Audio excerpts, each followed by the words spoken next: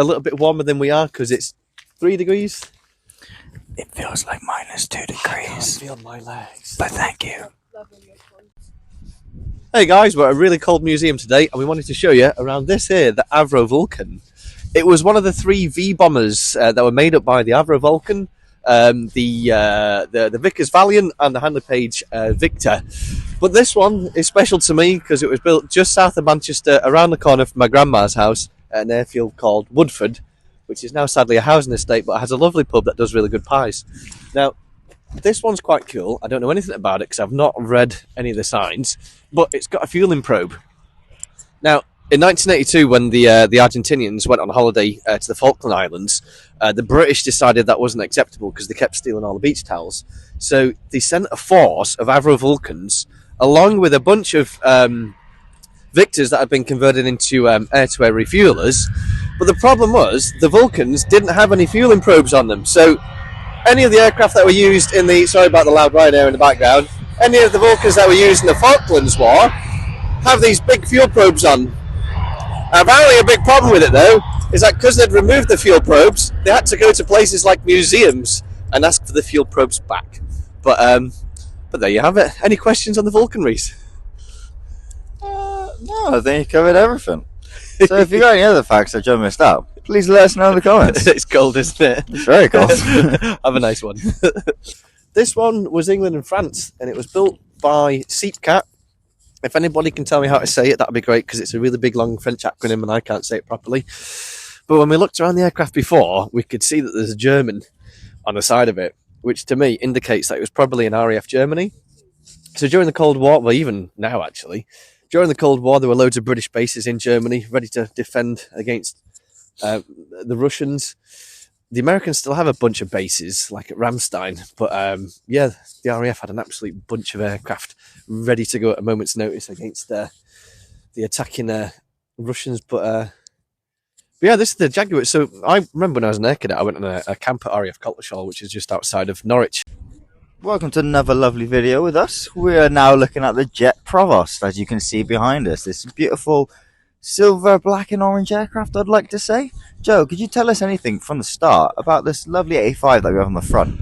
Yeah, so the Jet Provost, it was a jet trainer that was used by the Royal Air Force to basically train the pilots who had been streamed to fly jet fighters. So they've already carried out a certain amount of flying hours on smaller, more stable piston aircraft, and they've been streamed because they're above average pilots to fly the fast jets. So this would have been training people that were going to fly aircraft like the Phantom. They were operated all over the United Kingdom, so places like RAF Linton News, probably up in RAF Lucas or somewhere up there. But yeah, it's a classic aircraft. I think there might be a couple still flying today. They were replaced by the Tucano, which was then replaced a couple of years ago by the American Texan, which, it seems like every new aircraft that they replace jet trainers with, it becomes more and more boring, because, this aircraft's got a lot of character, but... Definitely does. I think it still looks like a very cool aircraft. Yeah. And it's got a perfect good shape.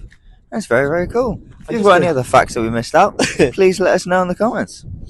Thanks very much. Early jet engines were really slow to go from 0 to full power. So if you were trying to land on the deck and you had to go around, with the early jet engines, it was really tricky because sometimes you couldn't get the engine to full power to get the aircraft up to a safe speed to go around. And you had a few aircraft that used to plonk into the sea. So what they used to do, not with this one because this was an earlier one, with some of the later but early aircraft, jet aircraft that were going onto aircraft carriers, they used to have these really big air brakes that stuck out at the back of the aircraft, so that the aircraft effectively, they were dragging the airplane in with lots and lots of power, so that they didn't need to get the engine up to that high power to get it to go around. All they needed to do is close those air brakes, and it made them a bit safer. Oh, wow. Good afternoon, evening. Joe and Reese here. We're at an aeroplane museum and we thought it might be interesting to show you around a few aircraft. So today we're going to start with a de Havilland Vampire. I believe this one is a trainer, a T11, as it's got 2 seats side by side. So have you ever seen an aircraft like this before, Reese? No, and why has it got the name Vampire? Do we know? I have absolutely no idea. Fair enough. If anybody who knows that's watching this video knows why it's called a vampire, let us know. So at the back there, we've got what looks like to me 2 tails. Yeah, Why so- has it got 2 tails and a massive board through the middle? So this one's got a twin boom, I believe made out of wood, Okay. which is interesting for a jet aircraft that you've got a jet aircraft made out of wood. In between the tail, you've got the jet exhaust, and that's where your thrust comes out of the engine. Okay. So it's just the way they designed it.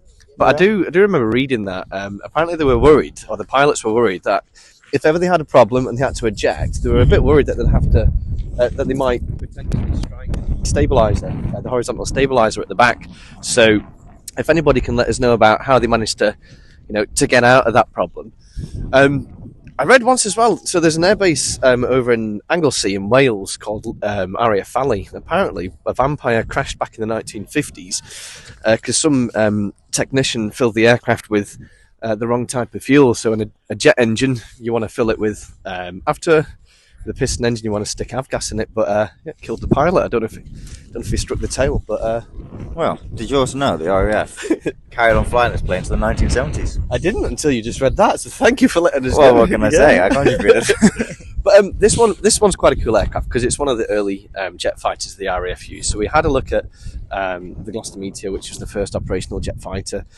This might have been the second or the third one that came up. It was certainly up in the air in the 1940s, and it might have even been in service before the end of the war. So guys, thanks for watching. If you've got any facts you can share about the aircraft, please let us know in the comments, and we hope you enjoy. Yeah, thank you. Dad. So my grandpa was in the British Army, so my dad ended up going all over the world. And when they went over to Malaya, he said that they went on a propeller aircraft. I don't know what it was, but he said when they came back to the UK, they came back on one of these, and the journey took half as long. Bryce Norton, though, that's the UK's biggest airbase. It's where all of the transport aircraft like the C-17s, the A400Ms, and what used to be, presumably that used to be a VC-10, I think. The VC-10 is the one with the big 4 engines at the back of it. Good. Can you remember what this one is, Reece? I can. This is the world's biggest aircraft that's here. I'd like to say it's the largest aircraft. I want to say quite comfortably that it is the largest one. Can you remember the name? It begins with an N. It's a Nimbo. Well, no, nearly. The first bit was right. A Nimbod. Nimrod. Nimrod, exactly. Yeah. We got there. So this one was a maritime and reconnaissance aircraft. It was developed from the de Havilland Comet, which was the world's first jet-powered airliner. And it's also got a massive... I don't see what it was. What can you tell me about those things on the upper surface of the wing? They give a nice rough edging and gives it a bit more character instead of just being smooth. It makes it look prettier. it just gives it a bit more of an oomph. So when A bit more the scary. design an aircraft, obviously they want it to fly nice and stably. I don't even know if that's a word. Stable. With a lot of stability. But that's not always the case. Sometimes they'll take an aircraft to the air and realise that it's got characteristics that aren't really that favourable. So they start sticking extra things on. So those things at the top are called vortex generators. They're designed to create vortices on the upper surface of the wing to increase the laminar flow and to push the separation point further back in the wing. So that if you're flying too slow, you end up stalling. Hopefully your wingtip doesn't stall. So what they can also do is they can add little triangles that they stick in the leading edge of the wing. What they're designed to do is, instead of making the air smoother like they do, these make the air rougher, so they try and introduce turbulent flow to try and make the inboard part of the wing stall before the outboard part, so that if you stall, you don't go woo! Oh, wow. Which we were on about. Also building camera on this Somerset. way. Hey, this way. This is the Westland Sea King! And the Westland Sea King, it's absolutely fantastic because not only was it the Sea King, not only is it massive and green, but it's also got a bullet mark down next to the tail, which you'll actually have to come to this museum to see yourself, so I'm not going to find it for you. Shows you that it was a real deal.